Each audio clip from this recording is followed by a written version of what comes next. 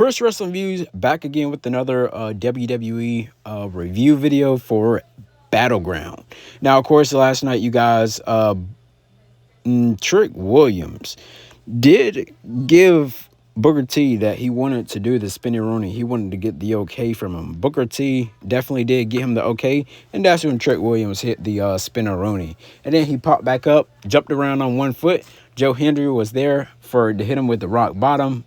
Booker T have a similar move that's called the bookend, and yeah, that's pretty cool. It kind of just goes all the way back to tell the story when Booker T hit the spinneroonie in front of the Rock, and then that's when he turned around, that's when the Rock pretty much rock bottomed him. And then of course Joe Hendry and Trick Williams would go through the table, you guys, and the crowd was like, "This is awesome," and "Holy shit" chants and everything. And I was like, goodness. So Joe Hendry was dazed because he got hit with the trick shot.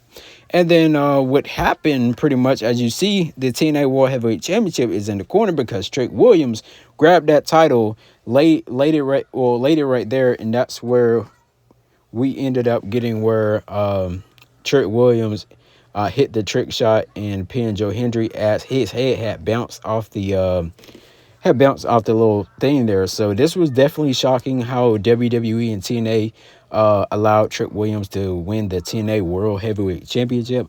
Of course, you guys, Mike Santana, he will be, I'll get to that in a moment, actually. So yeah, Trick Williams wins big. I mean, he's not worried about the NXT Championship.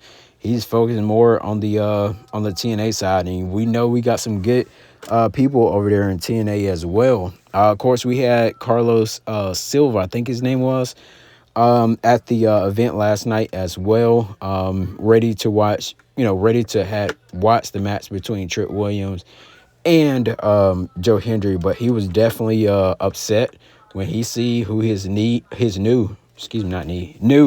TNA World Heavyweight Champion is. We did have Sol Ruca go one-on-one with Kalani Jordan for the Women's North American Championship. Now, this match was pretty cool, I would have to say the least, you guys. Sol Ruca did end up winning this match by hitting a I can't remember if it's Soul Snatcher or Soul Taker. But you guys, this video is for NXT watchers only. I know most people don't watch NXT. They just watch Raw, SmackDown, and the PLEs that WWE do. But Kalani Jordan will go for the double split moonsault. But of course, you see Zarya, which is the friend right now of Sol Ruca. And I think eventually she's going to turn on her. The referee did send Zarya back, which I wish she would have kept her name Delta. But yeah, she got sent back, you guys, to the locker room, and you see the concerned look on the face of Sol Ruca. Sol Ruca ended up hit her finisher, as I mentioned before. This move looks actually pretty cool, you guys. When if y'all was to go right now on YouTube, make sure y'all type in Sol Ruca, Soul Snatcher or Soul Taker. She did retain her NXT Women's North American Championship. If you want to know who's going to be her next opponent, look who got sent back to the back because they were trying to help her, and that will be Zarya. Of course, we get Mike Santana. If you remember Santana and Ortiz, that was in TNA like over a decade plus ago, or in AEW. You definitely know Mike Santana. He was definitely saying he was going to be watching the match between Trick Williams and Joe Hendry because he's going to be coming after that person with that championship. Now, of course, we get Tavion, that's in the No Quarter Catch crew, and saying, is glad to meet them. They'll have a one-on-one match tomorrow night on NXT, which me recording this video, as I said, a couple of hours before Monday Night Raw. We did get Jason Jane and Fallon Henley back there arguing about something ever since Jasmine Nick's been gone. Now, this match I really didn't care about. It was a six-man tag match. We had like the Cullen, which is like Sean Spears' group with a couple of people, and then we had Josh Briggs and the NXT Tag Team Champions, Hank and Tank, which, like I said, I do not care about this match at all. It was cool though. I'm not gonna just throw them around or anything like that. But yeah, I did like this match though. But they end up getting attacked by all four men that's pretty much in this whole group. Izzy Dame would try to get her steel chair, but Itamura, which is the guy from Japan that help out Josh Briggs, and he pretty much returned, and people were happy, that he didn't leave and go back to Japan like he said he was a couple weeks ago. And I was like, God dang, I was like, this sucks right here.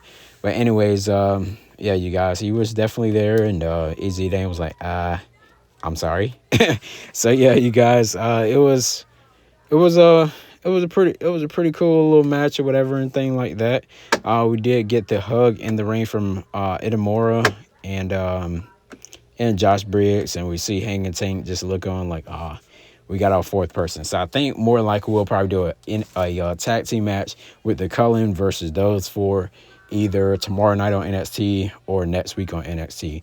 Now, The Rock's daughter, Simone Johnson, which they call her Ava, I was talking to Ethan Page and said they were gonna, him and Ricky Saints will fight for the NXT North American Championship on tomorrow night. Of course, Stacks, which is used to be in that little D'Angelo family group. He pretty much turned on Tony D, and Tony D was was looking very concerned throughout this match, and he was like pummeling Stacks, and Stacks was just letting him pummel him because he wanted him to soften up and stuff like that, and he did soften up. And then Crucifino, he was actually out there as well. He walked up and he just looked on. He didn't try to help the Don. He didn't attack the Don. He was just looking on. Of course, the referee would turn his back to see why was he out there. Maybe he had some brass knuckles or something like that that he was going to slide in there. But of course, when he turned when the referee had his back turned, that's where Stacks, kicked him from behind and made him just fall to his knees. And then Stacks would go for a running knee to the back of the head of Tony D.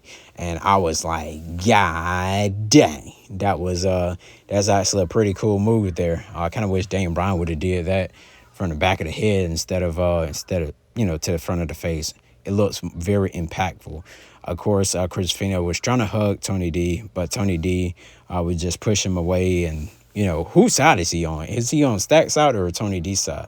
I'm thinking more so he's on Stack's side for some odd reason.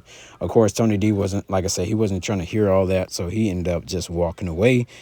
And yeah, you guys, we'll see what's going to happen on NXT. Maybe like a backstage thing, maybe an in-ring segment.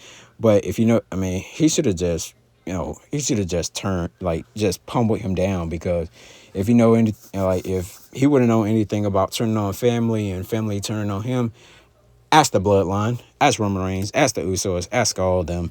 Anyways, you got to do what you got to do in pro wrestling. Anyways, you guys, we did get Stephanie Valkyrie versus Jordynne Grace, where they were pretty much fighting each other. I really thought that Jordynne Grace was going to win because I was waiting for the call up from Stephanie Valkyrie to the main roster. Now, we, of course, didn't get that at all, you guys, yet.